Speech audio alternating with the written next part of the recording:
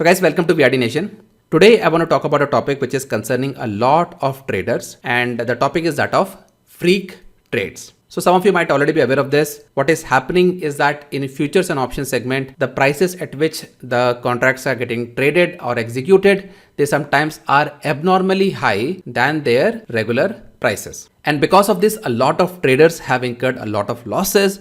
People are frustrated. They don't know what's going on. There is no clear explanation from the exchange or from the brokers exactly what is going on. So I thought, why not we make a video about this where we can explain what is happening, why is it happening, and what is that we can do about it, right? So let's get started. So first thing first, okay, what exactly is going on? So what is going on is these freak trades, as they are called, they are getting executed. And the reason we call them as freak trades is because the prices of these futures and options, this is basically happening only in the derivative segment. It's not happening in the cash segment. What is happening is that the prices at which they are getting executed, they are abnormally high.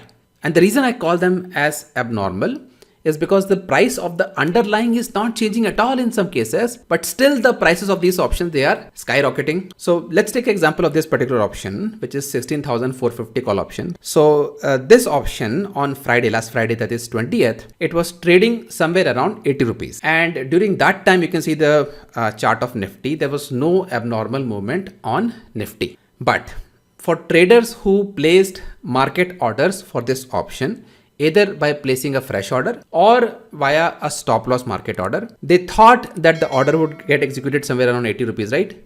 But what they saw and what they got surprised with was that the order got executed at as high as 800 rupees.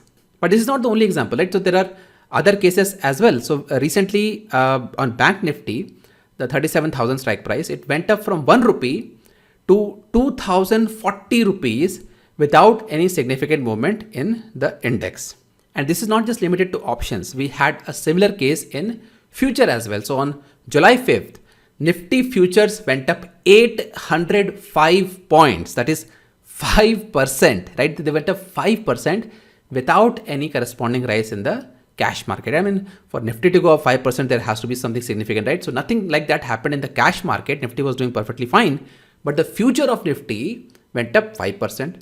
And just a few weeks after that, on July 28th, Nifty futures for the August expiry, it crashed 5% down. So about 530 points, it went down without any movement in the corresponding index, right? So all these occasions, what is happening is that the prices of these futures and options, they are making some abnormal moves, and within a fraction of seconds, all of them are coming back to their normal prices, right? So the case of 16,450 call option, which went up from 80 to within a matter of few microseconds, it came back down to its normal price, which was somewhere around 80 rupees. Now, how exactly it is hurting the traders, right? So let me take the example of this 16,450 call option, right? So let's say I am a trader, and as you guys know that I trade actively by selling options. So I sold this option during the day, and my expectation is that I will, this option will come down because we are getting closer to expiry, and maybe I can book some profit of 20 or 30 rupees if it goes down from, let's say, 80 to 60 or 50, right? So that is how typically option traders work, right? So they sell an option with the anticipation of making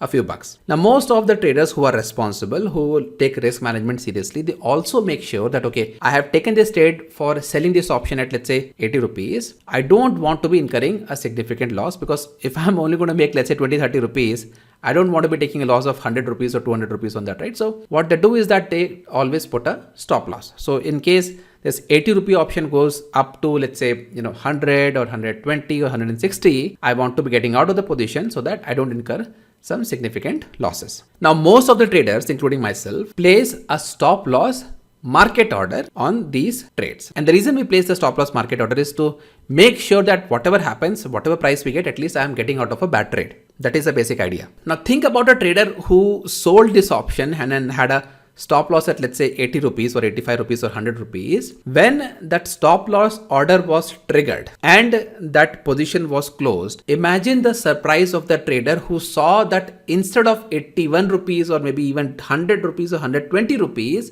their trade got settled at 800 rupees. Right? So the kind of damage that it causes to an account when you see an abnormal, you were expecting 20-30 rupees of profit and instead you had to incur a loss of over 700 rupees. So this is just so crazy. That is so devastating to so many retail traders. Now, to add to the frustration of all these traders, majority of the time what is happening is that these price movements are not showing up on the charts, right? So a lot of traders, they are coming to us and they're telling that, okay, I see that my order got executed at, let's say, 800 rupees, but on this chart of this option, it shows that the price never actually went to 800 rupees, right? So where exactly is that price? Why is it not showing up on the charts? So because of this, there is a lot of frustration, there is a lot of speculation, there is a lot of confusion among traders. So let me take this question one by one and let me explain first of all that why are these prices not showing up on the charts, right? So for any stock or any index or any security, whenever there is a change in price, it is called a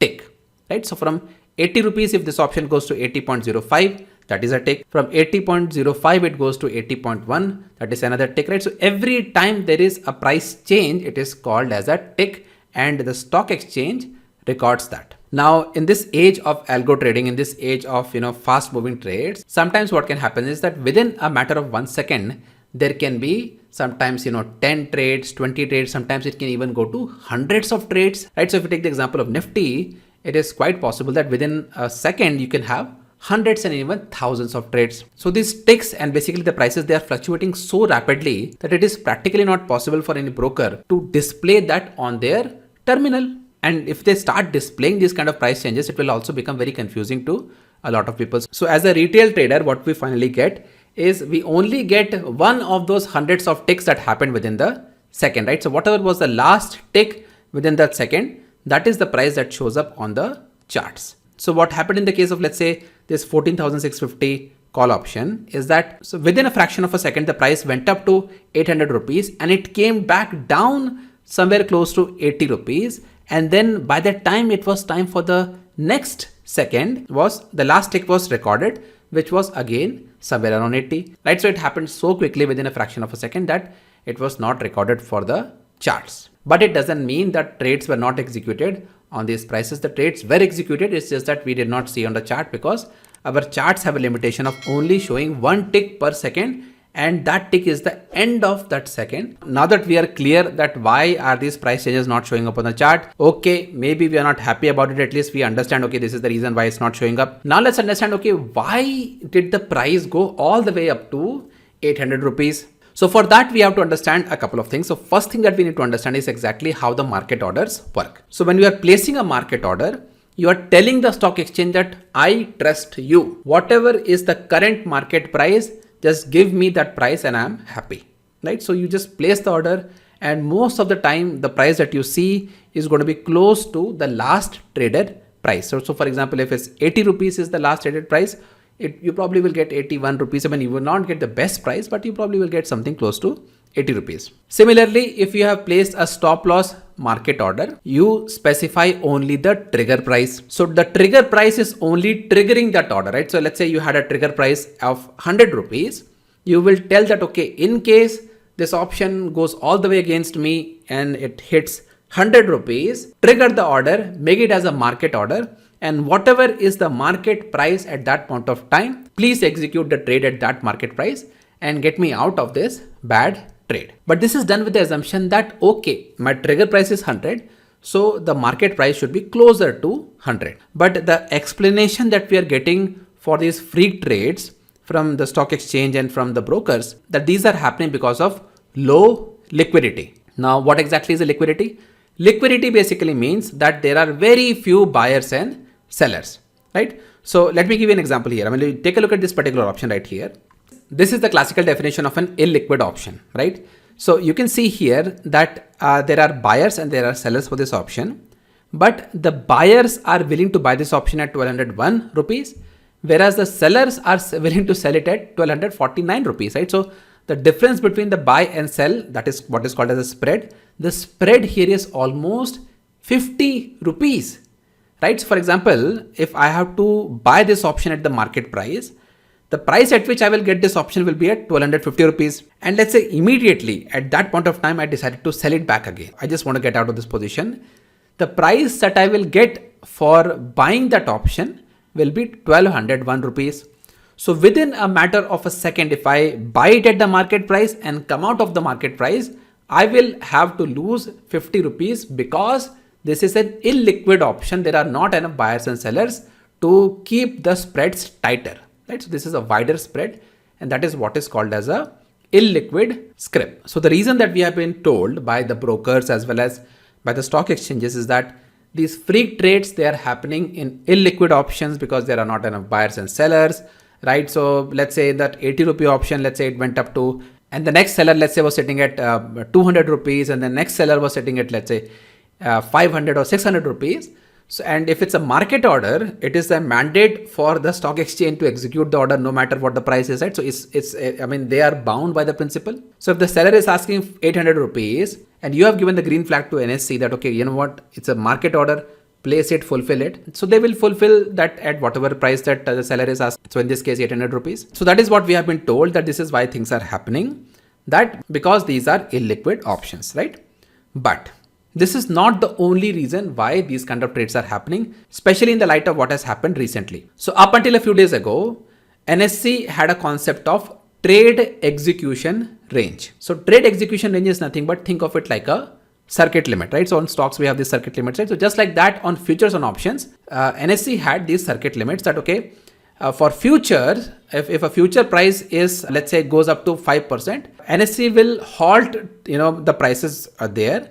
And only after a manual adjustment will the prices be allowed to go beyond that. Similarly, in options, there were, depending on the price of the option, there were two controls. So if it was, let's say, less than 50 rupees, there was a 20 rupee limit up and down. And for an option beyond 50 rupees, there was a 40% limit that if it goes above 40%, they would halt it. And somebody had to manually adjust that, open it up so that further trading can happen beyond that price, right? So there was some manual control to keep these prices in check. Now, had the trade execution range been existing now, we probably would not have seen these extreme prices that we have seen recently, right? I mean, 1 rupee option going to 2000 will not happen automatically. Somebody would have halted it at least 2 or 3 times. Somebody had to manually adjust it. Only and only then the prices will go that high. So then the question comes that if NSE had something like this, why did they change? So NSE made this change on 16th of August. And the reason they removed it, and that's very interesting actually, is with a good intent.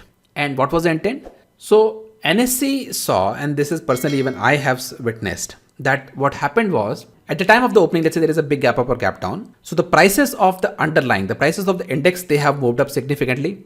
But because of this trade execution range, there was a halt on the option. So the option is still stuck at, let's say, 100 rupees. So some official or some person from NSE had to manually adjust it to allow it to adjust. So when they adjust that, when they allow, all of a sudden from 100 rupees, that option will jump to 140, 150 or even 200, 300, right? And that again led to a lot of anxiety among traders. I mean, you don't want to be seeing that the market is moving and for 2, 3, 4, 5 minutes, you're not able to see the option prices reflecting the price. So that is the reason exchange said, you know what, we don't want to be having any manual intervention. Let the supply and demand take care of whatever is the price, and we will only facilitate the trading. We will not put these artificial limits.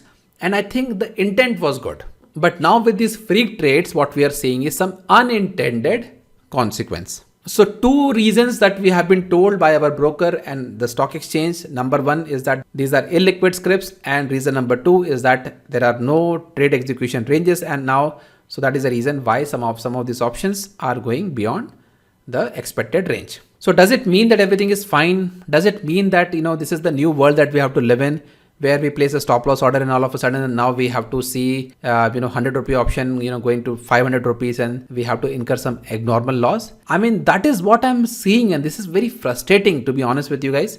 This is very, very frustrating because by placing a stop loss market order, that was our sure shot way of getting out of a bad trade. And I personally have been dependent on that for, several cases. But if this is what is going to happen, that I am going to place a stop loss market order and I have to incur a loss, which is like 10 times my maximum loss capacity, and which is going to wipe out my profits of the last, let's say, 1 month or 2 months. That is something which is not acceptable. And the other thing which bothers me, and this is, again, I'm not going into the territory of blaming someone or having some kind of a conspiracy theory. I'm just stating some facts. And the fact is that as a retail trader, I'm only seeing 1 tick per second. Whereas there are firms out there, the big firms out there who are doing high frequency trading, they have access to the tick by tick data, right? Of course, they have the infrastructure. I mean, I don't have the infrastructure. They have the infrastructure to handle that kind of thing. I'm not saying that I want tick by tick data. What I want is that just because I cannot afford to have tick by tick data, I don't want to be in such a disadvantage that people who have tick by tick data are taking advantage of my position. So what is happening? Who do you think placed the order at 800 rupees? Was it a retail trader? Do you think a retail trader saw that maybe this option is going up and up and it doesn't have enough sellers? So let me place an order at 500. Let me place an order at 800. No, it's practically, it happened within a fraction of a second. So it's not possible for a retail trader. Even if they wanted to, they could not have done it. So how did it get done? It got done through high frequency trading, which is what is done by the big institutions. So I can bet that this is not hurting the big institutions. This is only and only hurting the retail traders. And the tragedy here is that they are getting hurt not because they are being greedy. They are getting hurt for being prudent. They are placing a stop loss. They want to protect their capital. I mean, for God's sake, people, from SEBI and all these exchanges, they keep educating people about, manage your risk and don't lose so much of capital. And that's essentially what traders are trying to do. And now this is the only thing which they could rely on. And now we are not even safe by placing our stop loss orders. So this is frustrating to me because I personally trade for a living and I don't want to, this did not happen to me, but I can completely relate with people who have gone through this, and this is very, very frustrating. This is very shameful that we have to deal with these kind of situations. But now that we have burned our hands, what is that we can do? Let's talk about that, right? What is that we can do to avoid incurring some significant losses, right? Number one thing that we have to do is we have to stop trading these low liquidity options. That's like the first thing that you have to do. First thing. If you are trading in any stock options, if you are trading in very far out of money strike price, then that's something that you have to stop doing because they are the ones that are most vulnerable to these kind of issues. So that's number one. So stop trading those illiquid options. Second thing specifically pertaining to Nifty is that avoid trading these 50 types of options, right? So 450, 550, 650, right? So these odd in between kind of strike prices, they don't have enough liquidity. Most of the liquidity is there in the round numbers, right? So 16,400, 16,500, 16,600. Those are the options that have higher liquidity. Third thing, which is what everybody is recommending, and I think that's pretty much what, and that kind of makes sense, is instead of using the stop loss market orders, we have to start using stop loss limit orders, right? And I have not been a fan of using stop loss limit orders because there is always a possibility that the price would jump. Right, the price would jump and then your order is just sitting there, it's not getting executed. But there is one way to avoid that from happening. What you can do is you can have some gap between your trigger price and the limit price, right? So after getting the trigger, if you have enough gap, then there is a very high possibility that your order will get executed. So that can potentially eliminate the problem that we can see from the stop loss market orders. Now, my last recommendation here is that maybe instead of thinking about stop loss orders, you might start using hedges, right? So if let's say you have sold a call option, instead of placing a stop loss on that call option, you might want to, let's say, buy an out of money call option to hedge yourself. That way it is better and it also eliminates the risk of stop loss. Though the hedging has to be done properly, you need to have a good understanding of what strike prices to choose. But I think, and I have seen, and in my own personal experience, hedging is a better way of managing your risk, especially in these volatile options, as compared to placing a stop loss order. So guys, this is a little frustrating. I know for a lot of you and for myself specifically that, the exchange is not giving us the right safe environment to trade. And I always feel like, we are kind of a stepchild when it comes to the stock exchanges. We are not like, we like nobody cares about traders and that is a reality, and it's unfortunate. So we are basically just providing them the liquidity that they need. I don't have any solutions to what could have been done by the exchanges or what could have been done by SEBI, but I hope that they do something about this. Anyway, I hope that you guys learned what this free trades were all about, and you will take some necessary action to not be a victim of this new trend that we are seeing recently.